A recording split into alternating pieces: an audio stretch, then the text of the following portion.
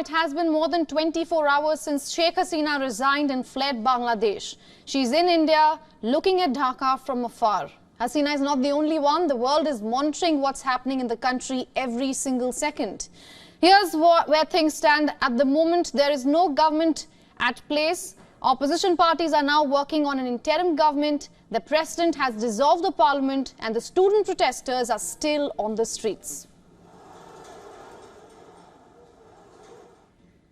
Now, Dr. Devapriya Bhattacharya, an economist and public policy analyst from Dhaka, said that the next few hours are crucial for the country. My colleague Mohammed Salih spoke to him.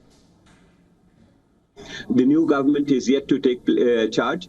There are challenges in putting that government together. There are very different types of forces now, currents and undercurrents.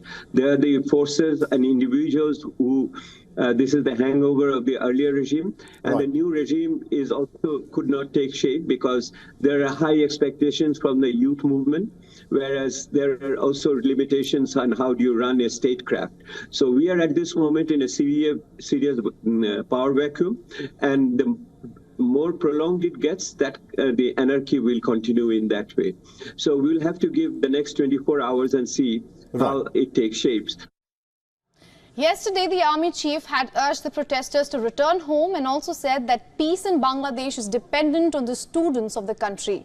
So far, the students have managed to get their demands heard. Sheikh Hasina has quit, a caretaker government has been promised, and a third demand is that Nobel winner Muhammad Yunus should lead the interim government. While Hasina is in India, living under heavy security just 30 kilometers from the capital city of New Delhi, her son, Sajib Wazid, has been speaking to the media, slamming the people of Bangladesh. This is not a movement anymore. When police and civilians are being killed, houses being burnt, journalists murdered, this has turned into terror. And there is only one way to resist the terror. Could Bangladesh ever come this far without Sheikh Hasina? Nobody has ever imagined that Bangladesh would have such developments. Fair enough. What will happen to you after post-Sheikh Hasina regime? It is none of my concern, nor my family's anymore. Now, to take this story further, we are being joined by Zarif Fayaz, a journalist from Dhaka.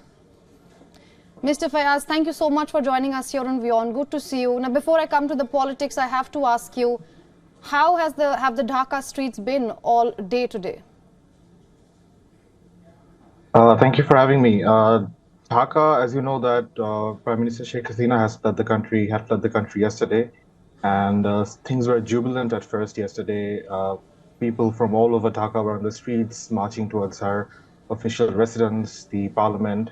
But as she left, much of the crowd, including a lot of her own party people, were perhaps caught in a much degree of confusion. And in the wake of confusion, the police and the law enforcement agencies have also retreated from their stations, leaving the country completely without any protection of the law enforcement. We have seen rioting, we have seen mob violence. Many mobs have been targeting ex-party members, ex-Army League members, their houses, their offices. We've seen looting. There have been complete lawlessness in the country last night as well. But the good thing is, and the hopeful thing is, we have seen students, and many of the student protesters who are protesting for the resignation of the Prime Minister, they have taken to the streets today. They have tried to protect the houses of these people from looters. They have also taken it upon themselves to regulate the traffic on the streets. So things we're hoping that things will get better. All right, just moments back, we got a statement from Muhammad Yunus. I would quickly like to quote him. He has said, "I'm honored by the trust of the protesters who wish for me to lead the interim government. If needed, I will take it." How do you think the interim government will shape under Dr. Yunus? It remains to be seen. It's a hopeful thing that Professor Yunus have agreed to the students' demands. But the students are right now meeting with the president at his official residence, as well as the army chief, to discuss how the government will shape up. We can only hope that this government, other members who will join this interim government, will be inclusive, and they will prioritize human rights, and they will be democratic.